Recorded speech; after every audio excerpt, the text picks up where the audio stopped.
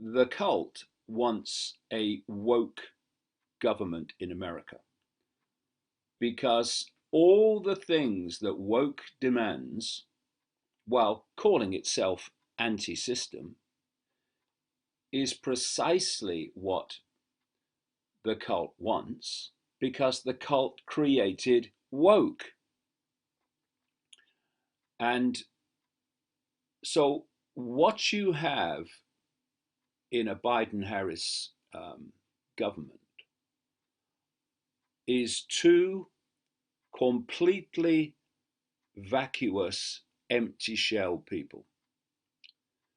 Joe Biden, who's been owned by Wall Street his entire political career, and now is in no position whatsoever to make any decisions. And thus he's an empty shell. And what the president does is sign legislation, and he'll do that all right, probably with a bit of help, but that's what he would be there to do. The policy he's signing will be decided by other people. Kamala Harris is an empty shell because going back to the British Liberal Party example, she has a long, long history of A, supporting extreme woke policies, which would be the end of freedom in America. Not that there's hardly any surviving now, really. And she has this long, long history of telling whatever the audience is what she thinks that audience wants to hear. And then she goes on to the next place and she tells a different audience the very opposite because she thinks that's what that audience wants to hear. This is Kamala Harris. And that combination would be very quickly the end of America as a society, the America that we've come to know, would be gone. I mean, it's being dismantled by the day by the coronavirus hoax. But if they got in November, very quickly the job would be completed. Censorship would go through the roof. There would be the disarmament of the population.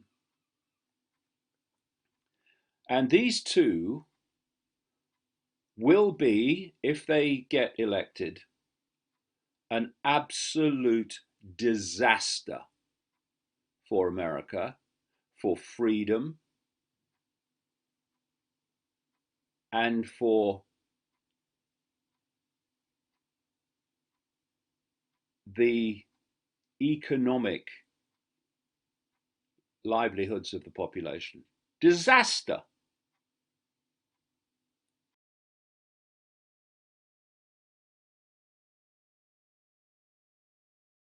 Firstly, I just want to get your opinion on Trump and this resistance that's building over in America and how you see it all sort of unfolding and your opinions on it. Okay, yeah. So, here's the thing. There's no telling right now whether Donald Trump, in the long run, and I'm talking about, 5 years from now, whether he's going to be doing sort of a bait and switch, and fulfill a deeper New World Order agenda. But for now, the moves that he's been making up to this point, very good. I mean, it's exactly what you would want to see if you had a truther go into the White House and become president. What would a truther want with all the power given to the president of the United States? With all that military might at his disposal, and that's pretty much what we've seen. And the reason why that's not surprising is because, well, Trump himself, if you look at his old tweets before the elections, 2013, 2012, his tweets from back then, they were all like conspiracy theory material, Mm-hmm. And it wasn't just him, though. A lot of those tweets were actually written by his personal closest friend, Dan Scavino Jr., who is currently the White House social media director. He's got two phones. One phone is a Twitter phone, and the other phone he uses for other online communications, right? And Dan Scavino was actually his golf caddy for a while and became his personal best friend. And Dan Scavino, who is he? Well, he is a conspiracy researcher, chemtrails, vaccines, New World Order Wow. agendas, you name it. He's familiar Wow. with it. You've got that guy being the closest friend to Donald Trump, the president of America. All right. So if you think about it in that context, that's already very interesting. Mhm. And that does explain a lot of the moves that the Trump administration has been doing, but that's not all there is to it, because as we'll talk about in a bit with the whole QAnon thing, there are also some military intelligence personnel involved.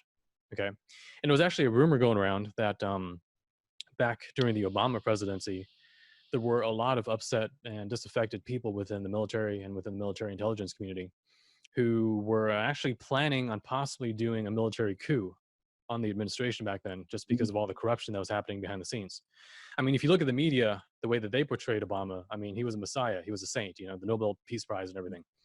But behind the scenes, he was just another figurehead for very dark, corrupt agendas. You know, I'm talking about America and other countries being split apart piecemeal and sold to China, sold to Iran, sold to all these foreign enemies of America in order to bring it down, right?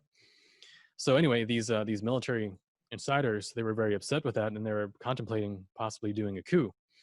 And they actually somehow they tapped Donald Trump as an alternative. And Trump basically told him, you know, saying like don't do this coup thing, because if you do it, it's going to bring down America irreparably, because you can't have massive violence like that, a civil war, without destroying the country.